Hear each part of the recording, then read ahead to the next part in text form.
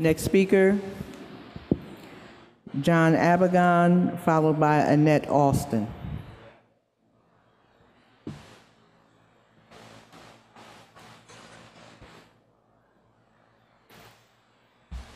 Good evening.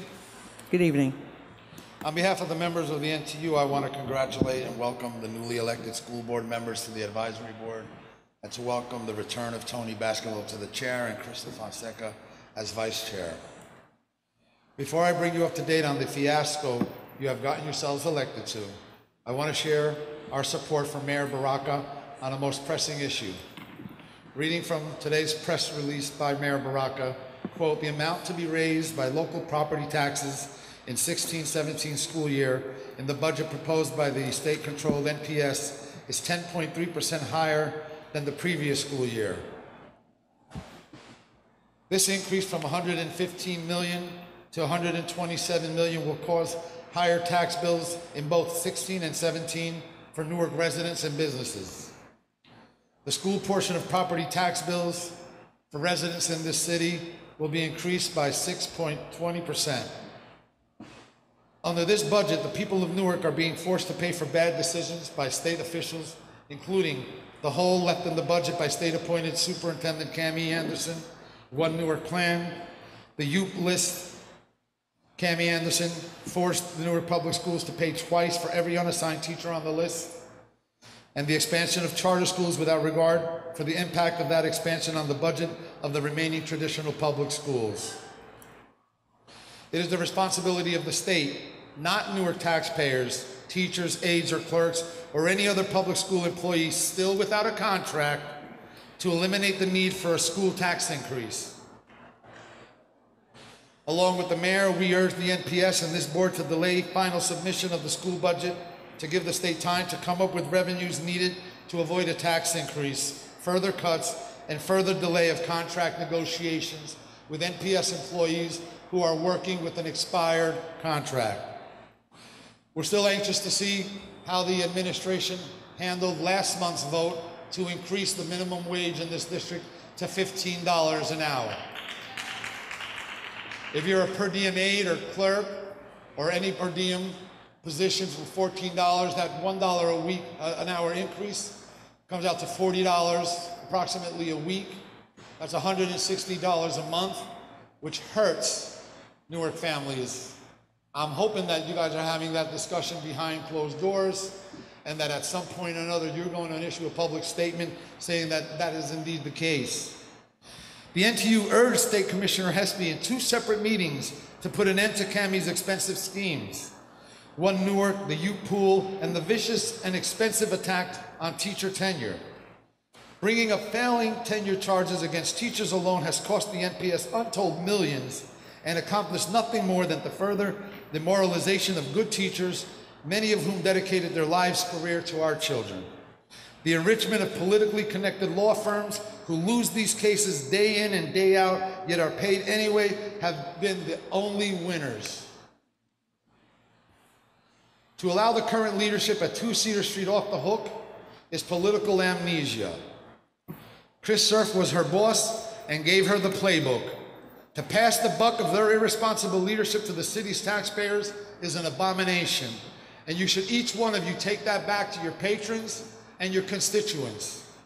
Mayor Ras Baraka is absolutely correct on this issue and can count on our full support.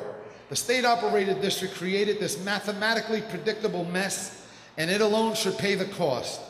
The $27 million sent by Governor last year only served to hold charter schools harmless from cuts and deficits, but did nothing to save the traditional school budget from cuts. This is a direct result of thoughtless corporate charter school expansion by the overpaid state, as recognized by Republican State Assemblyman O'Scanlan and State Senator Beck. Both argued successfully that charter expansion in their districts would have a negative impact on their school budget. Why was the NTU and Mayor Baraka's identical argument dismissed by Trenton? Why did this superintendent not send a letter recommending a thumbs down on expansion? Why was our identical argument dismissed? Because Senator O'Scanlan and Barbara Beck are both white and Ras Baraka is black. End of story.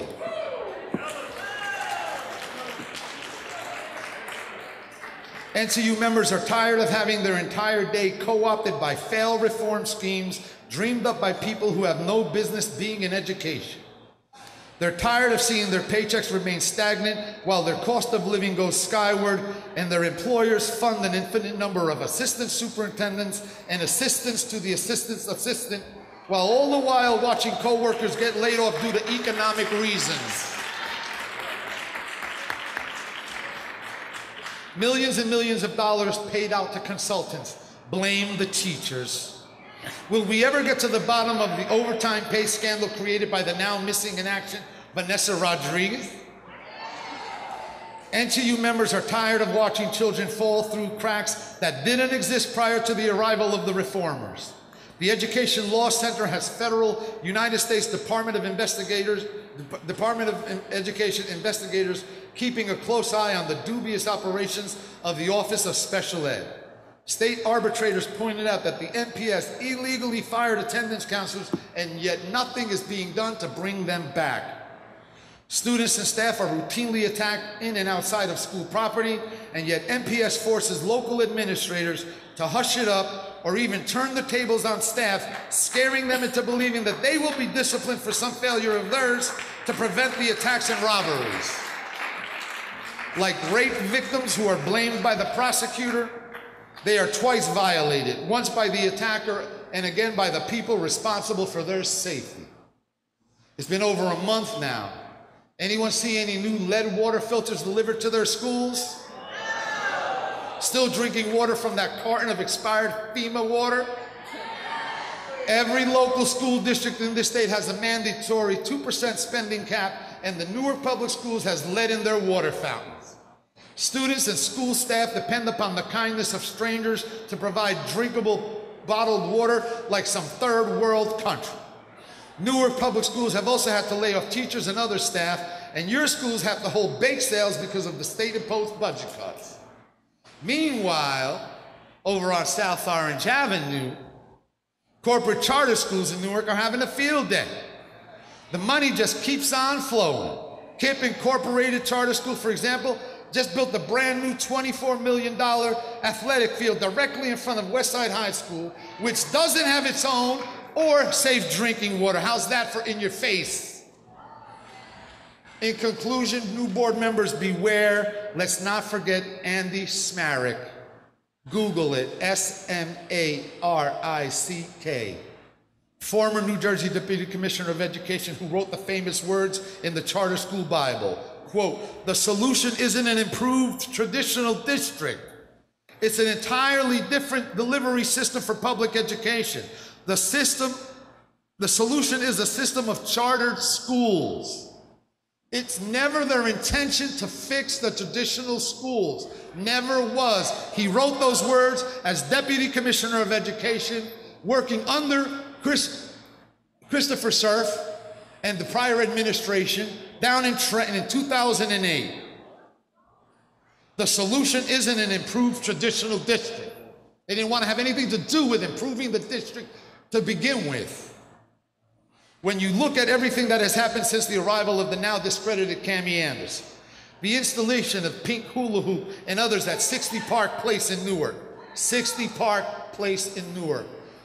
That's their little hangout, okay? The pattern of negligence was never not intentional.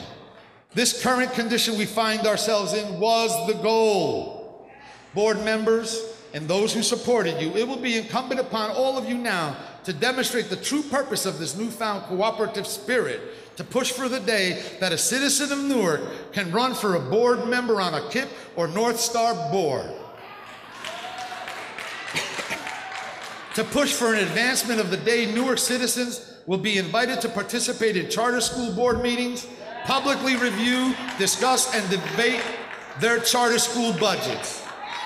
Corporate charter school advocates are quick to try and convince us that charter schools are public schools. Well, if that's true, then start acting like one and let the people see your books.